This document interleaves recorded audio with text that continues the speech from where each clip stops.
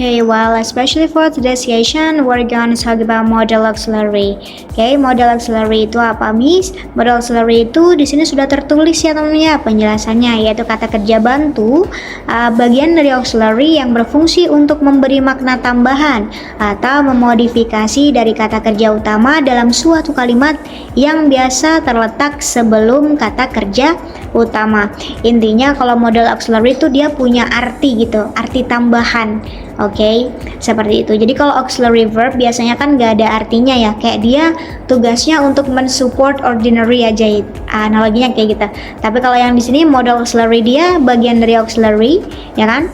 Tapi dia nanti ada maknanya, jadi bisa diterjemah gitu teman. Jadi artinya tuh ada spesifik gitu, dia mempunyai arti yang spesifik. Contohnya apa, Miss? Di sini ada contoh ya. Di sini maknanya yang pertama dapat atau bisa. Nah, modal auxiliary-nya itu nanti jadi can. Nah, seom itu apa, Miss? Seom itu adalah similar expression of modal. Nah, itu apa, Miss? Intinya guys, seom itu adalah kembaran dari modal, udah gitu aja. Biar mudah dipahami, mudah dimengerti ya. Kembarannya berarti sama, Miss, artinya sama, ya kan? Seperti itu.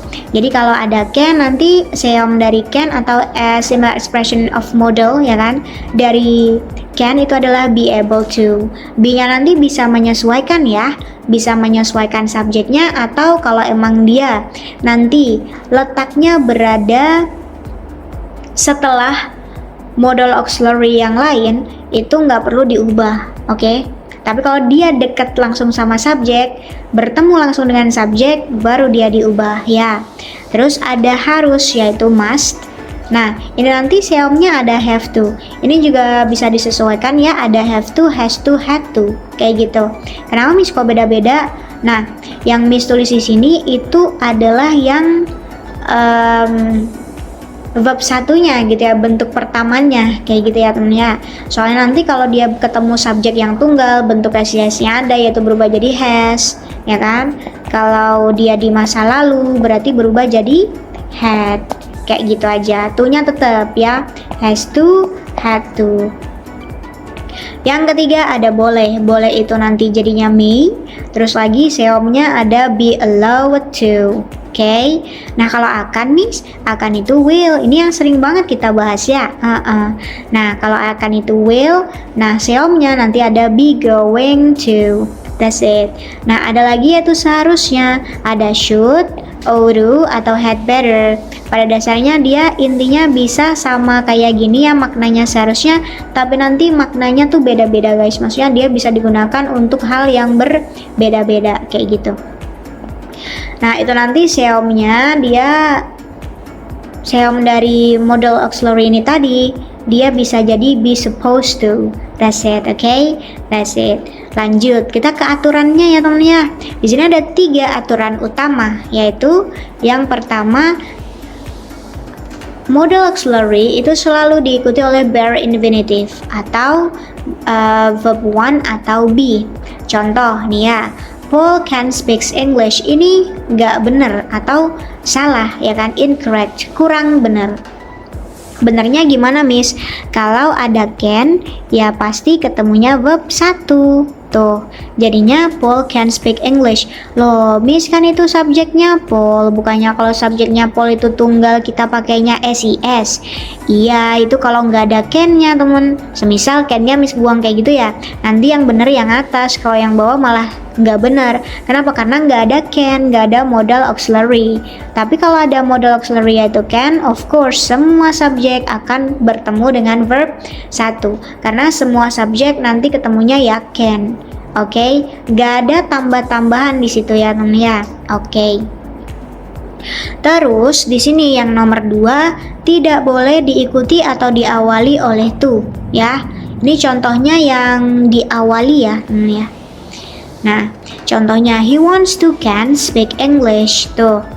Jadi kayak dia tuh ingin bisa ya kan berbicara bahasa Inggris, Miss, ya kan. Nah ini gimana, Miss, kalau kayak gini? Ingat guys, kan ada to ya, karena ada wants di situ. Wants kan verb 1 ya.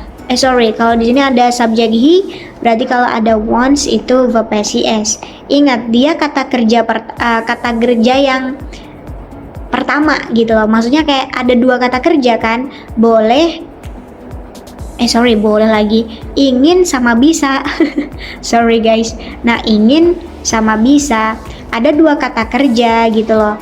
Nah, kalau kayak gini nggak bisa kalau nggak dipisah sama tuh, ya kan? Kalau ada dua kata kerja itu harus dipisah sama tuh. Contoh, ingin tidur berarti want to sleep, ingin makan want to eat, ya kan? Kayak gitu. Nah, kalau di sini ingin bisa. Nah, kan bisa itu can, miss, berarti wants to can, gitu kan harusnya. Nah, sebenarnya pada dasarnya udah bener ya aturannya kayak ketemu tuh, tapi kan ingat kalau modal auxiliary nggak bisa ditambahin tuh atau sebelum can itu nggak boleh ketemu tuh, sesudah can itu juga nggak boleh ketemu sama tuh. Lah, berarti gimana, miss? Caranya adalah gunakan seomnya. Itu boleh, miss, boleh. Itulah kegunaan seom, guys. Jadinya nanti can-nya itu diubah menjadi seom, yaitu maksudnya kembaran dari can tadi apa? Yaitu be able to. Nah, kalau udah kayak gini, udah tinggal tulis aja. So, he wants to be able to speak English correct lagi. Sorry, astagfirullah. Nah, itu yang benar. So, he wants to be able to speak English. That's it, the correct answer. Oke, dia tuh ingin bisa berbicara bahasa Inggris, miss, kayak gitu. Oke, that's it. Terus yang ketiga, itu tidak boleh ada dua modal dalam satu kalimat. Boleh, tapi nanti yang kedua itu harus diseomkan, atau maksudnya kita gunakan yang kembarannya tadi loh, teman-teman ya. Contoh, Kate can speak English. Kate akan bisa berbicara bahasa Inggris. Akan itu will, bisa itu can. Ketemulah will can. Boleh, miss? Nggak boleh, ya kan? Terus gimana caranya? Yang kan tadi ada will, ya kan? Modal yang pertama, ya kan? The first model. Terus ada will, ada can. Ini modal yang pertama, ini modal yang kedua. Berarti gimana? Modal yang kedua yang mengalah, ya kan? Jadinya ubah aja. Similar expression of model dari can itu ada be able to, right? Udah, pakai ini. Disusun, jadilah Kate will be able to speak English. That's it. That's the correct answer. Oke? Nah, terus teman-teman, di sini nanti ada lagi yaitu passive model. Kalau passive model berarti gimana, miss? Ini enak banget. Pada dasarnya passive voice, ya kan? Itu kan semua tenses, ya kan? Nggak peduli apa itu. Semuanya pada dasarnya be ketemu verb 3 kan. Lah, kalau model itu gimana, miss? Ingat, pattern dari model auxiliary itu kan semuanya ketemu verb 1.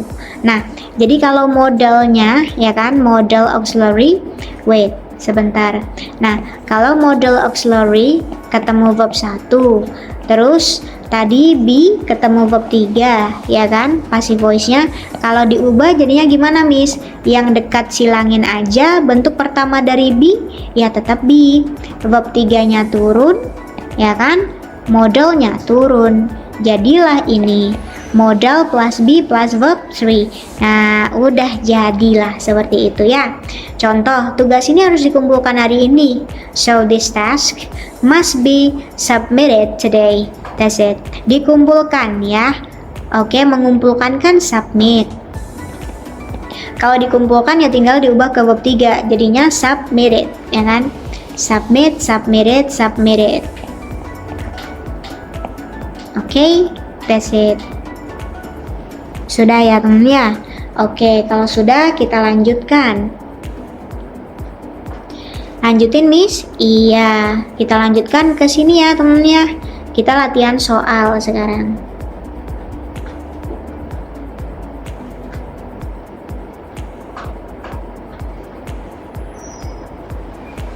Untuk latihan soalnya di sini nanti yang pertama ada Kate bisa bernyanyi dengan baik.